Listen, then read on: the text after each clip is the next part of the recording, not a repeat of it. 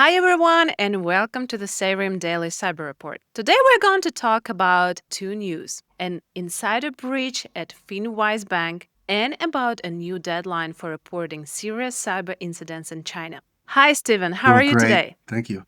Thank you very much. Great. So let's talk about what happened with FinWise Bank. In a recent cybersecurity incident, FinWise Bank, a Utah-based fintech provider, experienced a significant data breach that affected almost 689,000 individuals. The breach involved a former employee accessing sensitive personal data after their employment ended. The impacted data primarily belonged to American First Finance, a partner of FinWise, which handles loan origination and services. While the exact details remain unclear, it's suspected that the employee accessed information related to FinWise installment loans, leases, and retail installment sales agreements. As a result, affected individuals are being offered 12 months of credit monitoring and identity theft protection. The breach highlights risks associated with insider threats and the challenges of managing data access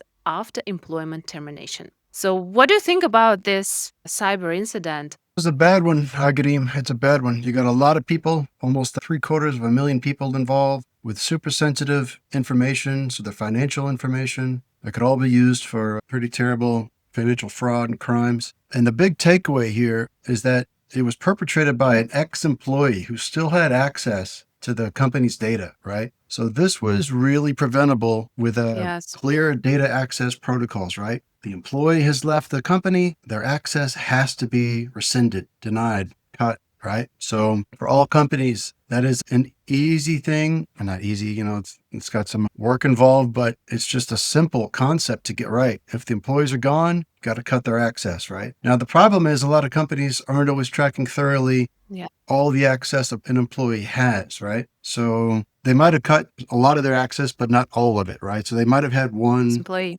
link in and they abused that. You have to always churn that access Yeah. protocol out.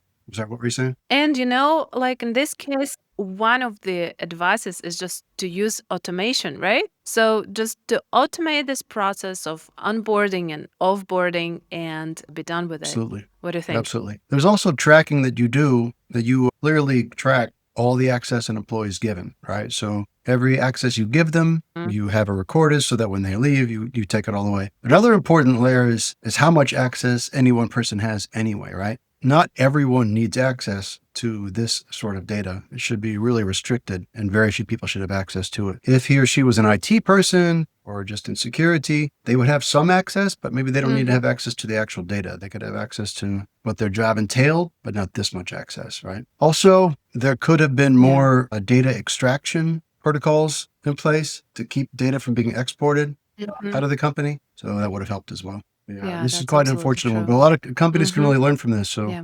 access protocols and insider threats are real. Are those the takeaways? Yeah. Okay, now let's talk about the second news for today. It's about China. Starting November 1st, China is rolling out tough new cybersecurity rules. Under the National Cybersecurity Incident Reporting Management measures, companies and organizations, basically anyone running networks, must report serious cyber incidents to the authorities within 1 hour. For the most critical cases, the deadline shrinks to just 30 minutes. So, what counts as major? Think data leaks affecting over 100 million people, sensitive information tied to national security, major outages lasting a full day, or financial losses topping 100 million yuan. Reports have to include what happened, the damage, initial fixes, and even forecasts for potential fallout. And within 30 days, a full post-mortem is mandatory. Failing to report or trying to hide incidents brings harsh penalties. To make it easier, Beijing is offering hotlines, websites, and even WeChat as reporting channels. This is one of the fastest breach reporting requirements in the world compared to the European Union's 72-hour rule. And it signals China's push for real-time cybersecurity accountability. This is pretty amazing, don't you think? Yes, it is. So the first thing I thought when I heard this was, wow, that's hard to accomplish and burdensome. But this is for major incidents at major levels. So it's companies and organizations like telecom and other that have the staff that can perhaps manage that kind of reporting. For your average small to medium sized company, that would be burdensome, right? And my second thought was, wow, because every time you have an incident, you're not always quite sure how impactful or real it actually is in the first moments. So you have to make a quick decision of how real is this incident? It's not a false report, it's actually occurring. And so you have to report it quite quickly. So there's some burden for the companies and the groups involved, but overall, I think it's a good thing because it's going to make them have to pay attention, respond quickly. It's going to put a lot of resources added to incident response and reporting. Another big positive here is the post-mortem reports as well. So up front, they have to say what could the consequences be of the attack immediately, right? So that kind of makes them lay out the scope of what's occurring and then how they can repair it later. They'll have to say how it occurred and how they fixed it and how they are currently fixing it. So a lot of good will come of it. I think it'll trickle down too to other major companies that even may not be at this level, because as you mentioned, it applies to data leaks that affect over 100 million people, right? That's a lot of people. So that's like, Yes, that's like that's a lot almost of like, people. you're talking a third of the USA or half of Europe, or a quarter of Europe or something. But in China, that's, I don't know,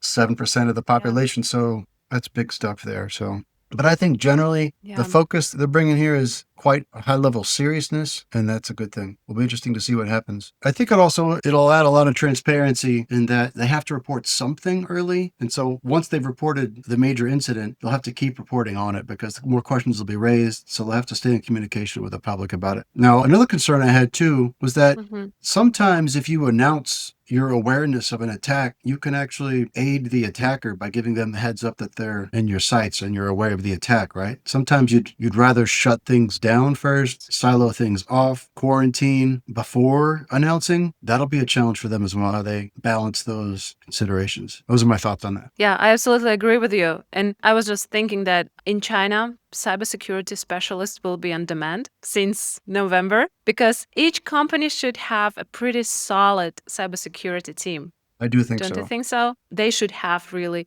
solid planning and reacting fast because when attack happens, people start panicking. So they'll have to not only have to plan, but they'll have to practice it in advance multiple times and always improve on it to be able to accomplish this. All right. So those are some interesting headlines for today. That's for sure, Agadim. Thanks for bringing those to our attention. Insider threats are always a real concern, and companies, large and small, need to be better planned with their incident response, ready to report. Are some good takeaways. Thank you very much, and hope to see you tomorrow to talk more about interesting news. Right. Thank you. Bye-bye. Bye.